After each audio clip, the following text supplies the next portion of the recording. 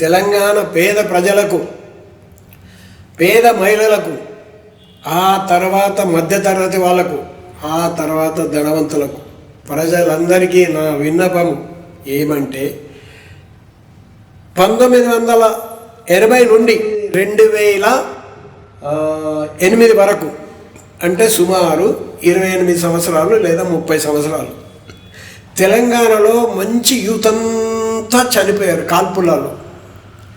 ఎవర్రా అంటే మహా మేధావులు, ఇప్పుడున్న శాస్త్రవేత్తలు, సైంటిస్టులు, పెద్ద పెద్ద మేధావులు కూడా వాళ్ళ ముందు ఎందుకు పనికిరారు.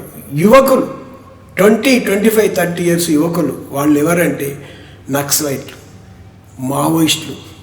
తర్వాత వాళ్ళ కాల్పుల్లో చనిపోయిన తిండికి లేని కానిస్టేబుల్, ఏదో డ్యూటీకి అని పోయి వాళ్ళంతంతా మిడిమిడి జ్ఞానం, కానీ యువకులు, అంత మంచి యువకులను మనం పోగొట్టుకున్నాం. ఈ మహామేధావి యువకులను మనం పోగొట్టుకున్నాం. కాబట్టి నేనేమంటానంటే ఇదంతా డబ్బు కొరకే, సమానత కొరకే. రాజ్యాంగంలో 90 సవరణలు చేశారు. మరి 91 సవరణ ఆస్తి హక్కు, ఉద్యోగం హక్కు, చదువు హక్కు, వైద్యం హక్కు ఇవి చేరిస్తే అయిపోతుంది కదా. అన్నిటికంటే ప్రధానం పని హక్కు. నెలకు 30,000 జీతం కనీసం. సెంట్రల్ గవర్నమెంట్ నా కొడుకులు జీవో ఇచ్చారు. ఒక రోజుకు ఒక మనిషికి 178 రూపాయలు, అంటే నెలకు 4,600. ఎలా సరిపోతుంది? ఇక్కడ మన రాష్ట్ర ప్రభుత్వం ఒక జీవో ఇచ్చింది, నెలకు 11,000. ఏం సరిపోతాయి? కిరాయే ఉంది. అందుకని నేనేమంటానంటే ఇక యుద్ధం చాలు. పాటాపాటి తెలంగాణ రాష్ట్ర కమాండర్ను మచ్చల వెంకటరెడ్డిని ఏమంటానంటే, నేను రాజకీయ పార్టీ పెట్టిందే అందుకు. కాబట్టి నా మాట వినండి. ఇక యుద్ధం వద్దు. మనము ఆర్థిక సమానత చేసుకుందాం, అందరికీ పని హక్కు కల్పించుకుందాం.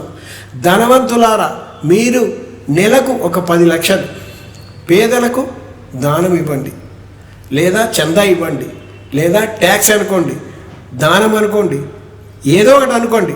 నేను మా పాటాపాటికి అధికారం వచ్చాక ప్రతి ధనవంతుడు, 100 కోట్లు దాటిన ధనవంతుడు నెలకు 10 లక్షలు ట్యాక్స్ కడితే సంవత్సరానికి 1,20,00,000 అవుతుంది. ఆ రకంగా ఎంత అవుతుంది? 10 లక్షల కోట్లు అవుతుంది. అప్పుడు వీళ్ళందరికీ మన పని కల్పించలేమా?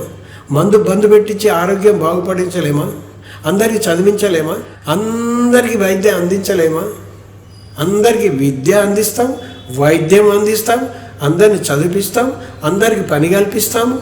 కాబట్టి నేను తెలంగాణ ప్రజలకు నా పాటాపార్టీ తరఫున విన్నపం ఏమిటంటే, బాగా గుర్తుపెట్టుకోండి. నేను మరీ కోరుతున్నా, ప్రాణం చాలా విలువైంది. అలాంటి ప్రాణము, యువకుల ప్రాణం, యువతంతా కనీసం ఒక 2 లక్షల మంది చనిపోయారు తెలంగాణలో కానీ, ఇండియాలో కానీ, మరొక్కడో కానీ. మేధావులు వీళ్ళైతే మావోయిస్టు పార్టీలో, కమ్యూనిస్టు పార్టీలో, నక్సలైట్ పార్టీలో ఉన్నోళ్ళు చనిపోయిన యువకులు మహామేధావులు. ఆర్థిక శాస్త్రం, సాంఘిక శాస్త్రం, ప్రపంచ దేశాల చరిత్ర బ్రహ్మాండంగా చెప్తారు, విడమర్చి చెప్తారు. వాళ్ళు ఉండుంటే ఇప్పటికీ మన దేశం ఎంతో అభివృద్ధి చెందేది. వాళ్ళందరినీ సాగుకొట్టేశారు. ఇప్పుడు ఉన్నోళ్ళంతా ముసల్లక్కలు. వాళ్ళకేం తెలుసు? చాదస్తము, పైత్యము, కులమని, మతమని, గోత్రమని, రాశని, నక్షత్రం అని చండాలం. చూశారు కదా, ఆ కుంభమేళకు పోయి నీళ్ళలో స్నానం చేస్తే ఎంత, చేయకపోతే ఎంత. ఈ ఊరి నీళ్ళే అవి కదా, ఆ నీళ్ళే ఇవి కదా. అనవసరంగా 40 మంది చనిపోయారు కదా. ఒక్కడికైనా బుద్ధి ఉందా? నరేంద్ర మోడీకి బుద్ధి లేదు, యోగికి అంతకంటే బుద్ధి లేదు, అక్కడ ఉన్న పోలీసులకు బుద్ధి లేదు, ఈ జనాలకు బుద్ధి లేదు. వర్షం నీళ్ళు అంతా ఒకటే కదా, ఇక్కడి నుంచి అక్కడికి, అక్కడి నుంచి ఇక్కడికి పోయినా నీళ్ళే కదా. కాబట్టి నేనేమంటున్నా అంటే, రాజ్యాంగంలో 91 సవరణ చేద్దాం, ప్రతి ఒక్కరికి పని హక్కు కల్పిద్దాం, ప్రతి ఒక్కరికి నెలకు 30,000 జీతం ఉండేటట్టు హక్కు కల్పిద్దాం. అట్లాగే ప్రతి ఒక్కరికి విద్య హక్కు కల్పిద్దాం, ప్రతి ఒక్కరికి హాస్పిటల్ హక్కు కల్పిద్దాం. ఇట్లా కల్పిస్తే ఏమవుతుంది? ప్రతి ఒక్కరి లైఫ్ సెక్యూరిటీ ఉంటుంది, ఎవరికి ఏ ప్రాబ్లం ఉండదు. పాటాపాటికి ఓటేసి అధికారం ఇవ్వండి. పేద ప్రజలారా, పేద మహిళలారా, మీకు అందరికీ ఉచితం కారు ఇచ్చి మీరు డ్రైవింగ్ చేయాలా, నేను చూడాలి.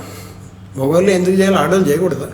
మీ అందరికీ మెడలో 2 తులాలు చైన్ పెట్టి చూపిస్తాను. అది 2 లక్షల తులమైనా పర్వాలేదు. దానివల్ల ఈ పేద మహిళలంతా మానసిక వికాసము, ఉల్లాసము, ఆనందము, సంతోషం ఉండాలి. అది నా కోరిక. అందుకే నేను పాట పాటి పెట్టాను. మిమ్మల్ని ఓటు అడుగుతున్నాను, నాకే వేయండి, ఇంకెవ్వరికి వేయొద్దు. బీఆర్ఎస్కి వేయొద్దు, కాంగ్రెస్కి వేయొద్దు, బీజేపీ వేయొద్దు. వాళ్ళ గుణాలు తెలిసిపోయినాయి కదా, వాళ్ళ సత్తా తెలిసింది కదా. నాకు వేయండి, గెలిపియండి, అధికారం ఇవ్వండి.